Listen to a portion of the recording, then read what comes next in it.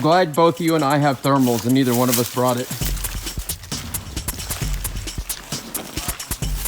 What's that? No, I'm talking about the little handheld.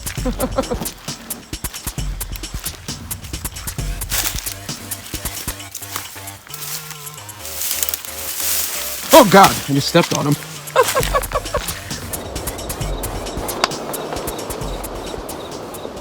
Sean and I are about to head out to East Texas to get onto some hogs that have been devastating the primary property that I hunt.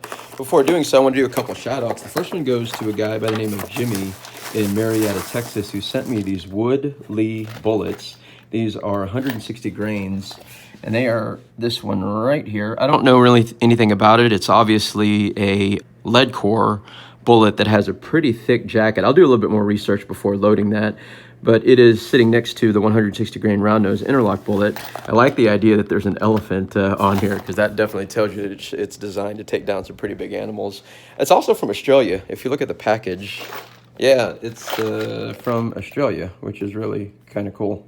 The other shout out goes to a guy by the name of Onrik in, I believe, Sweden, who's been communicating to me about some 6.5 bullets that he is interested in. And finally, there's one and a guy in South Africa by the name of William, who is trying to get here stateside. If he's able to make it here, I think he said sometime in March, he's going to send me some bullets that are from Africa that look really cool that I'm interested in. So if you guys are still interested in sending me some ammo, I'm going to post that information below. I've got, oh yeah, the other thing is somebody got me these Sierra King, and I can't remember who you are, but these are the 140 grain Game Kings. I know that some of y'all are interested in that, and I'm going to let y'all guess which one it is. It's one of these two right here. So it tells you it's very similar to the other 140 grain bullets. So if you guys are interested in sending me some ammo, I only need 7. I know y'all have been sending me boxes. I don't need a whole box. I only need like 7 to 10 rounds. I'll post the information below. But Sean and I got to head out to East Texas, and hopefully the hogs will come out and play tonight. Sean and I got geared up for the night. The wind was supposed to be gusting out of the southeast, so we parked ourselves on the northeast side of the property, hiding ourselves behind some evergreens.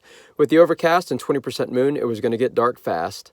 I first heard these hogs around 1:30 in the morning. It took about another 30 minutes before we got our eyes on them at just under 400 yards. We stalked up to about 200 yards. I fully expected these hogs to work the tree line that was filled with oaks and acorns, but they decided to stay at the bottom. We moved 100 yards deeper into the mud and swamp. We attempted to get 2 hogs to line up, but that proved itself futile in this thick brush. We decided to take the first hog that gave us a clear shot. Let's just aim at that one there. Wait. He's moving now. Are you good?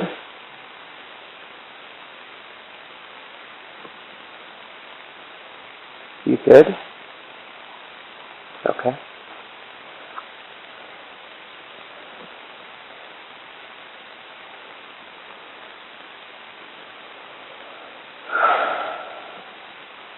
Okay, ready? Ready? Okay.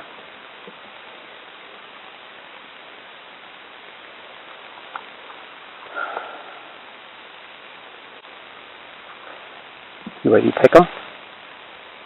He's right in front of us. Okay, ready? Wait.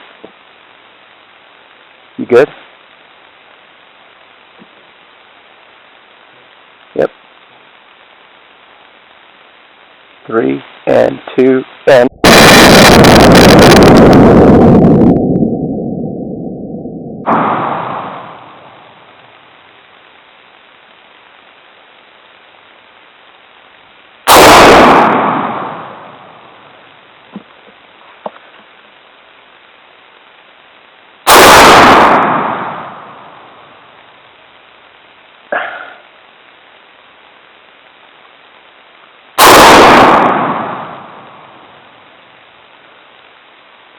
Got him. Yep. Ours? Oh. Oh, there's one way out there. Hold on. I got this guy. Yeah, I pulled it. He was way out there.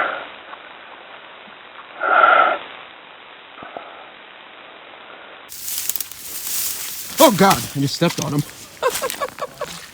That's the exit side for sure. That's why we couldn't see him. This mud is so thick back here. This grass is so thick back here. I'm not going to be able to see anything. No, it's all covered up. His leg out. See his leg? Yeah. Now stand aside, worthy adversary. 'Tis but a scratch.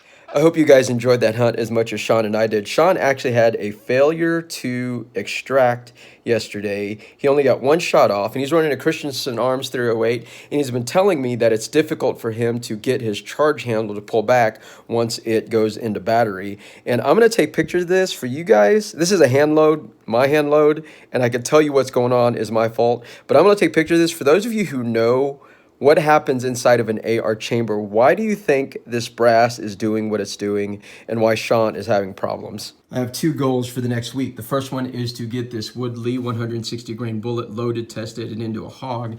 And I'm finally going to do a reveal on what caliber this is here in my next video.